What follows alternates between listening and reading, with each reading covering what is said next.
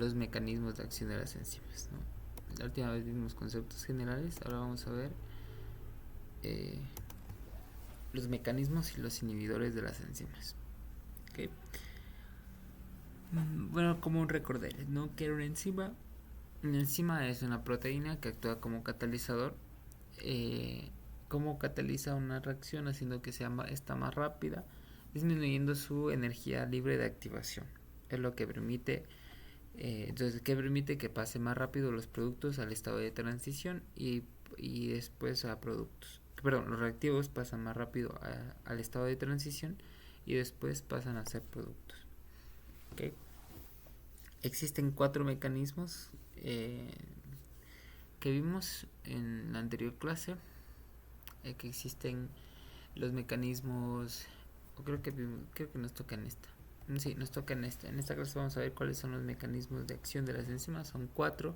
En la clase anterior vimos las clases de enzima, que son 6. Son 6 proteínas. Existen las oxidorreductasas, las hidrolasas, las ligasas, las liasas, las, las transferasas. Y también vimos otra enzima, por ejemplo las isomerasas, ¿no? En total son 6. Ya, entonces bueno, vamos a ver las estrategias básicas, que son 4. Existen muchísimas enzimas, pero por lo general los mecanismos de acción son esos 4, ¿no? Primero está la catálisis covalente. La catálisis covalente es básicamente cuando la enzima se une covalentemente al sustrato mediante la acción de distintos grupos funcionales, ¿no? Por ejemplo, la quimotripsina. La quimotripsina es una enzima que se encuentra ubicada en el duodeno del estómago, que es una enzima protolítica que nos ayuda a degradar proteínas, rompiendo los enlaces peptídicos entre péptidos que por lo general son hidrofóbicos y aromáticos, como la metionina y la tirosina o la fenilalanina. ¿Okay? Entonces, la quimotripsina se une covalentemente un residuo de, si no estoy mal, es un residuo de serina, el que actúa como nucleófilo en la quimotripsina, que se une covalentemente al carbono carbonilo del enlace peptídico. ¿Okay? Luego tenemos la catálisis general ácido-base. Ya, la catálisis general ácido-base es básicamente donde grupos ácidos reaccionan con grupos básicos, ¿no? Los grupos ácidos son aceptores de protones, mientras que los grupos ácidos son dadores de protones, ¿no? Por ejemplo, en la quimotripsina tenemos un residuo de histidina, que es el residuo de histidina en la posición 57 de la cadena polipeptídica, que actúa como base, es decir, acepta protones y por lo general va a captar el protón de la serina. Eso va a incrementar su... la serina es un aminoácido que tiene un grupo hidroxilo terminal. Entonces va a actuar como un nucleófilo. Entonces, ¿qué es lo que va a hacer la quimotripsina? Va a aumentar... la histidina va a aumentar el poder nucleófilo de la serina, que tiene su grupo hidroxilo terminal. Ahorita vamos a ver un esquema. Tenemos 3, luego que es la catálisis mediada por iones metálicos. Ya algunas enzimas utilizan cofactores. Estos cofactores pueden ser de naturaleza metálica o pueden ser coenzimas. Ya vimos esos cofactores, los vimos en la clase anterior. Por ejemplo, vimos que el cofactor metálico de la anidrasa carbónica era el zinc. ¿Ya? O también vimos, por ejemplo, que por ejemplo otro factor metálico, por ejemplo la EcoR5, que es una enzima de restricción, utilizaba un factor metálico de níquel. ¿Ya? Esto sirve para estabilizar cargas negativas por lo general. Por ejemplo, las enzimas que trabajan con ATP, para poder neutralizar las cargas del ATP. El ATP es sencillito, con 3 grupos fosfato, es decir, adenín trifosfato, tiene en total 4 cargas negativas. Entonces, por lo general, estos iones metálicos sirven para estabilizar las cargas negativas, por ejemplo, del ATP. Por ejemplo, enzimas que trabajan con ATP son la hexoquinasa, que es una enzima que vamos a ver en la glucólisis. Tenemos, por ejemplo, una que vimos el otro día, es una enzima la enzima que separaba las dos hebras de ADN, que era la helicasa. Es una enzima que hidroliza ATP para poder separar las dos hebras. Esta helicasa tiene un residuo, un cofactor de magnesio en su centro activo. ¿Okay? Luego tenemos la catálisis mediada por aproximación y orientación. Esta catálisis lo que hace es, por lo general, suele tener la enzima dos sustratos, ¿no? Es enzima que utiliza dos sustratos para generar un producto. Entonces, para que los dos sustratos puedan reaccionar entre sí, por lo general la enzima debe cambiar su conformación, ubicarlas en el mismo plano para que los dos sustratos se puedan unir. Entonces, la conformación que adquiere la enzima, por lo general es de aproximar los dos sustratos para poderlos unirlos, ¿no? Por ejemplo, tenemos la enzima, la que hablábamos anteriormente. No necesariamente una enzima utiliza solo un mecanismo, pueden utilizar varios. Por ejemplo, la quimotripsina aquí la menciona 2 veces, ¿ya? También la quimotripsina también utiliza la catálisis mediada por aproximación orientación, porque en su centro activo después se va a unir una molécula de agua para hidrolizar el enlace peptídico. Otro ejemplo de una enzima que utiliza la catálisis mediante aproximación y orientación es la que mencionamos anteriormente, que era la hexoquinasa, que se encuentra en la glucólisis. La hexoquinasa lo único que hace es a la glucosa le añade un grupo fosfato, ya en el carbono 6, es decir que produce glucosa 6-fosfato. Entonces sus sustratos van a ser la glucosa y el ATP. El fosfato dona el ATP. Entonces necesita poder orientar sus productos de una manera en la que no se hidrolice el ATP, porque el ATP es muy hidrolizable, ¿ya? El ATP se puede hidrolizar solito en el medio acuoso de la enzima. Entonces lo que se evita, para evitar que el ATP se hidrolice sin fosforilar a la glucosa, lo que hace es que primero se une la glucosa a la hexoquinasa y después se une el ATP. Entonces, al unirse la hexoquinasa al unirse la glucosa a la hexoquinasa, cambia su conformación que permite que se una el ATP, evitando que ahí en el centro activo llegue una molécula de agua inesperada a hidrolizar el ATP. ¿Ya? Entonces hemos visto 4 tipos de estrategias, de mecanismos que utilizan las enzimas. Vamos a ver ahora cómo se regula la actividad enzimática. 2 mecanismos que se utilizan para regular la actividad enzimática en el laboratorio es el pH y la temperatura, principalmente más la temperatura. Todas las enzimas al ser proteínas se pueden desnaturalizar perdiendo su estructura tridimensional y perdiendo por ende su función. Entonces cada enzima, dependiendo de la estructura, es decir, la secuencia de aminoácidos que tenga, que viene dada por su estructura primaria, va a tener una temperatura de desnaturalización. Esto varía dependiendo de las proteínas, dependiendo de las enzimas, dependiendo del organismo, ¿no? Por ejemplo, hay enzimas que, por ejemplo, en las bacterias, las bacterias extremófilas que viven a altas temperaturas. Estas enzimas son muy resistentes a la degradación. Incluso todas las proteínas de estas bacterias son muy resistentes a la degradación a las altas temperaturas. Se ha visto que por lo general es porque en su estructura tridimensional tienen una alta cantidad de puentes disulfuro. Los puentes disulfuro, recordemos que es la unión entre 2 cisteínas, ¿no? Entonces eso brinda estabilidad a la enzima y a la proteína en sí. ¿Okay? Luego tenemos, por ejemplo, la temperatura. Ahora, ¿qué pasa? Es que en los experimentos en laboratorio se ha visto que cuando aumentamos la temperatura, la actividad enzimática también aumenta, hasta que llega una temperatura en la que la actividad enzimática ya deja de aumentar y comienza a decaer. Es decir, esta temperatura a la que la actividad enzimática deja de ascender y comienza a caer abruptamente es la temperatura de desnaturalización. ¿Por qué la temperatura aumenta la actividad enzimática?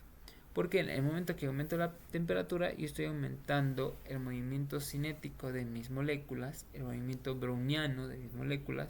Entonces va a haber más probabilidad de que el sustrato llegue a unirse con la enzima, con el centro activo de la enzima. Por eso la actividad enzimática aumenta. ¿Okay? Pero ¿qué pasa cuando se llega a la temperatura de desnaturalización? Se pierde la actividad enzimática. ¿Okay? Por ejemplo, tenemos una enzima que es la tirosinasa. La tirosinasa está presente en los gatos y se encuentra, por ejemplo, en todas estas partes de aquí. ¿Ya? La tirosinasa, su temperatura óptima en la que trabaja son temperaturas relativamente bajas, ¿no? Y eso da el color característico de los gatos siameses, de las patitas, de las orejas y de la carita y de la cola. Porque en estas partes la enzima puede actuar porque estas partes suelen ser más frías, ¿no? Las patitas están como más alejadas del cuerpo, entonces estas partes de aquí suelen ser más frías que las partes cercanas al tronco del gato, por ende ahí se puede expresar y puede trabajar la enzima de manera correcta. ¿Okay? Ahora vamos a ver el pH. ¿Ya? El pH varía dependiendo de la enzima porque yo necesito enzimas que trabajen en medio ácido, como la pepsina que se encuentra en nuestro estómago, que degrada proteínas. Entonces esta enzima tiene que tener un pH óptimo muy bajo, como el que hay en el estómago, que es alrededor de 1 a 2. Perdón, de 1 a 2. ¿Okay? Y yo tengo, por ejemplo, otras proteínas que trabajan a pH básicos, por ejemplo la quimotripsina, que se encuentra en el duodeno, es decir, en el intestino. Su pH óptimo es, por ejemplo, esta está entre 8 y 9, que es un pH básico, que es el pH que podemos encontrar en el intestino. ¿Ya? En el intestino. Porque de ahí en las células, por lo general, el pH suele ser neutro. ¿Okay? Ahora, ¿qué pasa con la estructura tridimensional de las proteínas?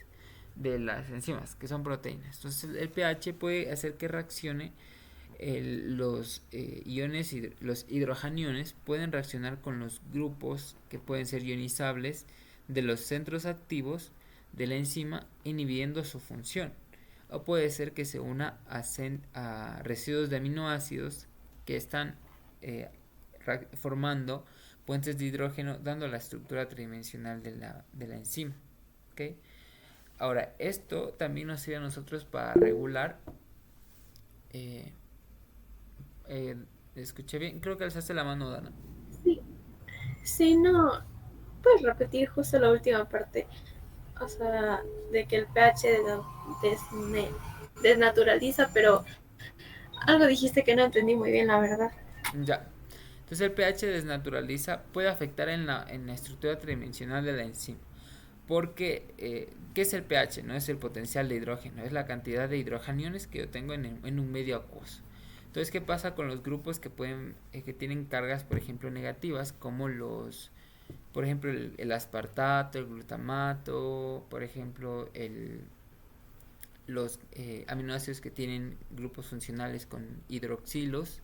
Entonces se van a protonar, ¿ya? Y protonados no me sirven para formar puentes de hidrógeno, por ejemplo, y eso va a afectar la estructura tridimensional de la enzima. O puede que afecte a los residuos de aminoácidos que se encuentran en el centro activo de la enzima. ¿Okay? Entonces, a lo mejor la enzima es una enzima que utiliza el mecanismo de catálisis ácido-base. Entonces, a lo mejor en su centro activo tiene un residuo de, por ejemplo, de serina. Y la serina tiene que estar desprotonada, perdón. Tiene que estar desprotonada, es decir, como un ion hidroxilato. Pero cuando el pH baja mucho se me va a protonar y la enzima va a perder su función. O puede ser que la serina yo la necesite protonada para el mecanismo de acción y a pH muy altos se va a desprotonar y por ende la enzima pierda su función porque ya no sirven sus grupos R que se encuentran en el centro activo. ¿Ya? Ahora, de hecho esto nos sirve para regular la actividad enzimática en el cuerpo. Nosotros cuando estamos haciendo ejercicio y es un ejercicio de alta intensidad, nosotros estamos produciendo energía rápidamente. Entonces, ¿qué sucede a condiciones intracelulares? La glucosa, que se transforma mediante la glucólisis en piruvato, para regenerar el NAD que yo ocupo en la glucólisis, porque yo tengo moléculas limitadas de NAD. El NAD es donde yo guardo la energía. Entonces lo que yo utilizo es el piruvato, yo le fermento a lactato. Se llama fermentación láctica, mediante una enzima que se llama lactato deshidrogenasa. Ahora, el lactato es más ácido que el piruvato. Entonces, las altas concentraciones de lactato en el músculo hace que el músculo se macere, porque el pH desciende mucho. Porque porque el lactato es más ácido. Entonces, para evitar que el músculo se macere, a una proteína responsable de la regulación de la glucólisis, que es la fosfofructoquinasa, que vamos a ver cuando veamos glucólisis, esta enzima se inactiva por pHs muy ácidos. ¿Ya? Vamos a tratar de ir a profundidad un poco de la regulación. De hecho, es una enzima clave de la regulación de la glucólisis. En total son 3. Y esta es la más importante de las 3. ¿Ya? Entonces, si desciende el pH, la enzima se inhabilita y deja de funcionar, evitando que el músculo se macere. Y bueno, hasta aquí alguna pregunta. Ya. Ahora, las enzimas se pueden inhibir mediante dos tipos de inhibición. Tenemos la inhibición reversible y la inhibición irreversible. En la inhibición reversible, el inhibidor se une a la enzima mediante fuerzas débiles, ¿ya? En las que se puede separar de la enzima muy fácilmente, ¿ya? No se demora mucho unido a la enzima. En cambio, el inhibidor irreversible es aquel que se une fuertemente a la enzima y cuya velocidad de separación de la enzima es muy lenta. ¿Ya? Vamos a ver, estas inhibiciones a su vez se clasifican en distintos tipos de inhibidores. En el caso de la inhibición reversible son 3: inhibición competitiva, incompetitiva y no competitiva. En el caso de la inhibición irreversible son 4, ¿ya? Que es que las vamos a ver más adelante. Y ahorita vamos a enfocarnos en las reversibles, ¿ya? La inhibición competitiva, estamos en inhibición reversible, ojo. Entonces aquí tenemos un esquema general de cómo se une el sustrato a la enzima. Ya vimos dos modelos, existen el modelo llave cerradura y el modelo por ajuste inducido. ¿Okay? Y esta grieta que yo tengo acá al costado va a ser un sitio alostérico. ¿Okay? ¿Qué es un sitio alostérico? Un sitio alostérico es un sitio diferente al sitio activo que regula la actividad enzimática, ¿no? Es decir, por ejemplo, una enzima que produzca ATP, si la enzima produció la suficiente cantidad de ATP, puede ser que el ATP se una a la enzima en señal de que hay la suficiente cantidad de ATP generado, inhibiendo la actividad de la enzima. O puede ser al revés, ¿no? Que este sitio se una a una molécula que aumente la actividad de la enzima. ¿Okay? Entonces la molécula se une al sitio alostérico y cambia la conformación de la enzima. Dependiendo, si es que es un activador, ¿no? Entonces va a cambiar la configuración de la enzima a una enzima tensa, que no se activa. En cambio, si va a ser una molécula que es un estimulador, entonces al unirse al sitio alostérico va a cambiar la conformación de la enzima a una conformación relajada, ya haciendo que la enzima sea más funcional. ¿Ya? Ahora sí, vamos a empezar. Bueno, espérame un ratito nada más. Voy a No, terminar esto, ¿ya? Entonces, vamos a ver la inhibición competitiva. La inhibición competitiva se caracteriza porque el inhibidor se parece mucho al sustrato, ¿ya? Entonces, ¿qué pasa? El inhibidor se va a unir al centro activo de la enzima y va a evitar que el sustrato se una a este. Entonces, por eso se llama competitivo, porque compite con el sustrato por el centro activo, ¿ok? Y se va a formar un complejo que se va a llamar enzima inhibidor, ¿ya? Cuando está el sustrato con la enzima le llamábamos complejo enzima sustrato. Cuando está con el inhibidor, enzima inhibidor. Y solamente se me va a formar cualquiera de los dos, o el complejo enzima sustrato o el complejo enzima inhibidor. No vamos a tener un complejo enzima inhibidor sustrato. Eso no existe en el caso de la inhibición competitiva. ¿Okay? Entonces, hacemos de cuenta que yo tengo varias moléculas. Entonces, no es que solo tengo una enzima, ¿no? Y esa enzima hace todo. Entonces, yo tengo varias moléculas de esa enzima y voy a tener varias moléculas de inhibidor y varias moléculas de sustrato. ¿Okay? Si aumenta la cantidad de inhibidor, entonces va a aumentar la probabilidad de que se una el inhibidor con el sustrato, así inactivando a la enzima. En cambio, si aumento la cantidad de sustrato, va a competir favorablemente el sustrato frente al inhibidor, porque hay mayor probabilidad de que el sustrato se me una a la enzima. Entonces yo puedo contrarrestar el efecto del inhibidor competitivo añadiendo más sustrato. ¿Ya? Es el único caso. En los demás casos, si yo añado más sustrato, no me cambia nada.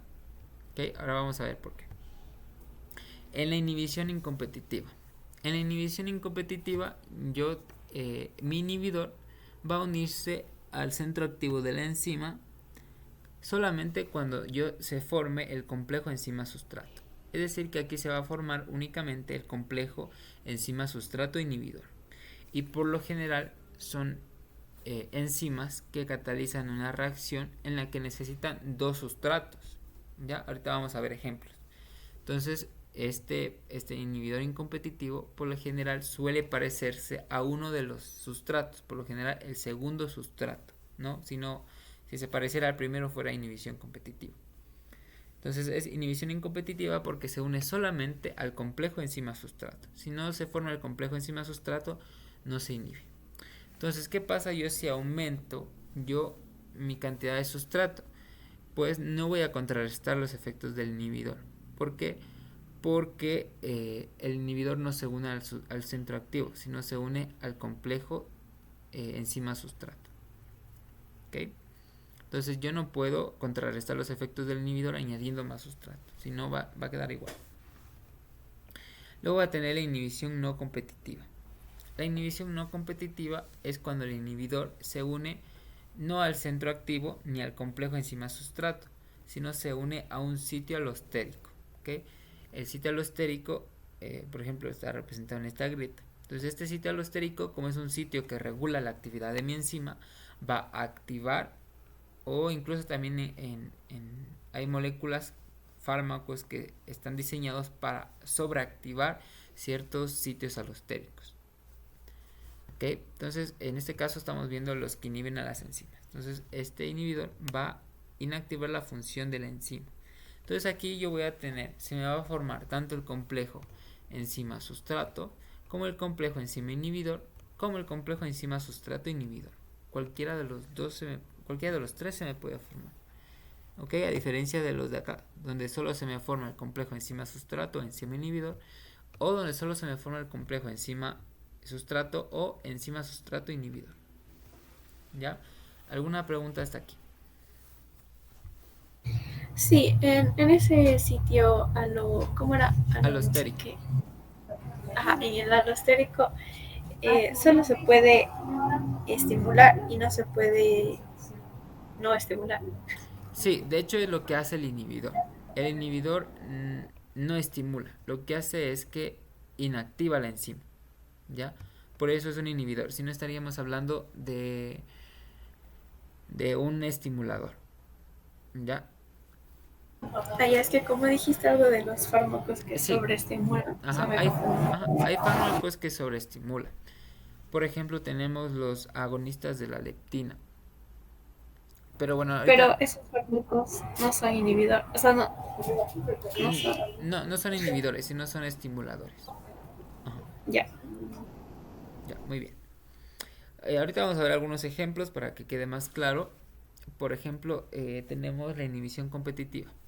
Ya aquí a la derecha de esta imagen tenemos el ácido paraaminobenzoico, perdón. Eh, bueno, ya como venimos de química orgánica sabemos, ¿no? Está en la posición 1,4, es para, tiene un grupo amino y tiene un grupo carboxilo. Ácido paraaminobenzoico. Este ácido paraaminobenzoico nos sirve, bueno, más que todo, nos sirve a las bacterias para producir ácido fólico. Ya en el tercer parcial vamos a ver la estructura del ácido fólico y ahí vamos a ver que justo este ácido se encuentra en el centro del ácido fólico. ¿Okay? Es como el núcleo del ácido fólico. Entonces, nosotros los seres humanos no producimos ácido fólico. Lo obtenemos a partir de la dieta. ¿Okay? Entonces, existe una molécula que es la sulfanilamida, que está de aquí, que es muy parecida al ácido paraaminobenzoico. ¿No? Tiene aquí un grupo amino y aquí tiene un grupo sulfato. El sulfato también es un grupo que le da características ácidas a mi molécula, con un grupo amino. Entonces es muy parecido. Es muy parecido. Entonces se va a unir al centro activo de la enzima que sintetiza ácido fólico, ¿no? Entonces va a inhibir la síntesis de ácido fólico. Y la bacteria se va a morir por la falta de ácido fólico. Entonces esto es un fármaco, es un antibiótico seguro porque, o sea, a nosotros no nos afecta porque no sintetizamos ácido fólico, sino que lo obtenemos a partir de la dieta. ¿Okay? Luego tenemos, por ejemplo, el ibuprofeno. ¿Okay? El ibuprofeno se parece, bueno, no es tan evidente en el parecido, pero yo les he señalado con azul las partes que se parecen. Entonces el ibuprofeno se parece mucho al ácido araquidónico, ¿ya? O araquidonato. Y aquí tenemos las partes que se parecen. El araquidonato se va a unir a unas enzimas que se van a llamar enzimas sintetizadoras de prostaglandinas o prostaglandina 2 sintetasa. En realidad se llama prostaglandina H1 sintasa. Sintasa. ¿Okay? Bueno, no vamos a hablar ahorita, bueno, enzimas. Lo importante es que estas enzimas son inflamatorias. Entonces lo que produce las prostaglandinas es inflamación. Entonces las prostaglandinas es como que son como señalizadores y dicen aquí necesitamos generar una respuesta inflamatoria. Y entonces, ¿qué es lo que hace el ibuprofeno? Evitar que se produzca la inflamación, ¿no? Inhibiendo, ¿no? Porque se parece mucho al sustrato. Otro ejemplo de inhibición competitiva son las estatinas. Las estatinas son fármacos que toman las personas que tienen altos niveles de colesterol en la sangre, es decir, tienen hipercolesterolemia. Entonces lo que hace este medicamento, por ejemplo, una lovastatina, que es una estatina que tenemos aquí en su forma activa, es que se parece mucho a el sustrato de una enzima que se llama HMG-CoA reductasa. ¿Ya? Esta enzima lo que hace es que al HMG-CoA, que es el sustrato, el nombre completo abierto es 3-hidroxi-3-metil-glutaril coenzima A, ¿no? Que, bueno, es esta de aquí, es una estructura un poquito más larga, porque la coenzima A tiene una estructura un poco compleja. Para sintetizar solo le ponen de esta manera. La parte que se parece la HMG-CoA y la lovastatina es esta de aquí. Y lo que hace la enzima es cortar aquí. Ya rompe este enlace que es un enlace sulfuro del HMG-CoA y lo reduce a un alcohol formando este ácido de aquí. Y este ácido es el ácido mevalónico o mevalonato. El mevalonato es un intermediario en la síntesis del colesterol. Entonces, si yo inhibo la producción del intermediario, inhibo la síntesis del colesterol. De hecho, este es el paso comprometido para la síntesis del colesterol. ¿Qué es el paso comprometido? El paso comprometido es la reacción irreversible en una ruta de síntesis. Es decir, la reacción a partir de la cual yo no puedo ir para atrás. Es decir, solo queda avanzar. Entonces, por esto este medicamento inhibe la síntesis del mevalonato, inhibiendo la síntesis del colesterol. Claro que tiene efectos secundarios, ¿no? Porque el colesterol a nosotros nos sirve, el colesterol cumple una función. Siempre se nos ha dicho que el colesterol es malo, pero el colesterol está en nuestro cuerpo porque cumple una función.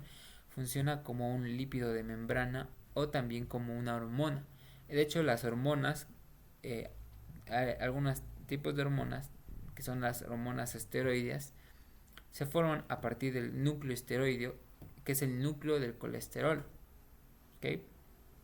Por ejemplo, ahí tenemos las hormonas, por ejemplo, los andrógenos de las mujeres, perdón, los andrógenos de los hombres y los estrógenos de las mujeres se forman a partir del colesterol. ¿Ya? Sí, Dana.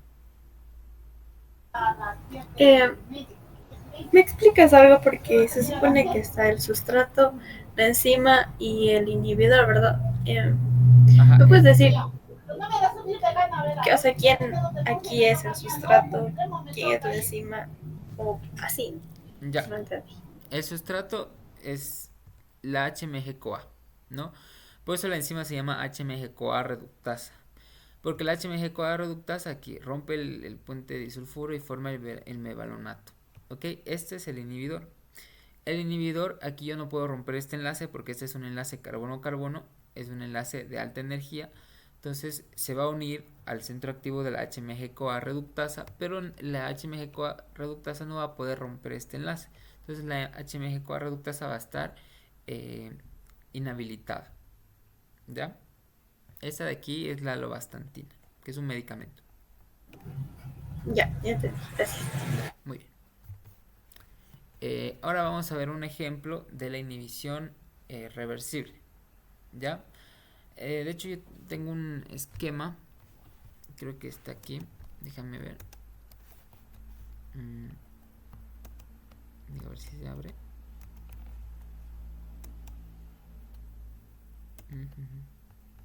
Ya. L, no carga.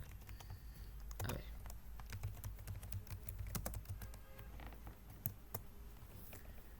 A ver, veamos. Ricky, para que estés atento que ya a mí no se me va la luz. Ah, sí, es cierto. Bueno, aquí tenemos un ejemplo de una inhibición incompetitiva. Eh, estas reacciones se dan dentro de la planta, ¿ya? La planta produce, recordemos, ¿no? Habíamos visto que nosotros los aminoácidos esenciales lo producimos a partir de la dieta. Entonces esos aminoácidos se tienen que producir en algún lado. Entonces lo tenemos, por ejemplo, los que son aromáticos lo tenemos de las plantas, ¿ya? Y esta es una de las rutas de síntesis de esos aminoácidos y otro tipo de moléculas que utilizan los vegetales. Por ejemplo, tenemos esta enzima. Esta enzima se llama enol piruvato shikimatos 3-fosfato, ¿ya? O bueno, sintasa. Bueno, lo que hacen es, la puedes abreviar como EPSP sintasa. Bueno, para hacértela fácil, lo único que hace es sintetizar un intermediario para la síntesis de aminoácidos aromáticos. Entonces se une aquí el primer sustrato. El primer sustrato es el shikimato 3-fosfato. Se une a la enzima. ¿Okay? Entonces para formar el enol piruvato shikimato 3-fosfato se tiene que unir el fosfonol piruvato, que es esta molécula de aquí. El PEP o fosfonol piruvato se parece mucho al glifosato. Aquí tenemos la estructura del fosfonol piruvato y la estructura del glifosato. ¿Okay? Entonces, al unirse el fosfonol piruvato es el sustrato, ¿no? Y el shikimato 3-fosfato también. Entonces, cuando se unen los dos al centro activo de la enzima, se forma el EPCP, que es el enol piruvato shikimato 3-fosfato. Este de aquí. Este sirve para comenzar la síntesis de aminoácidos aromáticos. Ahora, ¿qué pasa si por ejemplo yo tengo el sustrato aquí, el shikimato 3-fosfato, y en vez del fosfonol piruvato se me une el glifosato, que es el inhibidor? Al unirse el glifosato va a inhibirse la síntesis de este de aquí, que es el EPSP, y se va a inhibir la síntesis de aminoácidos aromáticos. ¿Okay? Entonces, este es un inhibidor incompetitivo porque se une solo al complejo de la enzima sustrato, es decir, se va a unir a la enzima solamente cuando el shikimato 3-fosfato se haya unido. ¿Okay? Entonces la planta, por la deficiencia de aminoácidos aromáticos, se va a morir. Por eso se utiliza como un herbicida. También se llama Roundup. ¿Alguna duda hasta aquí? Dana, ya te fuiste.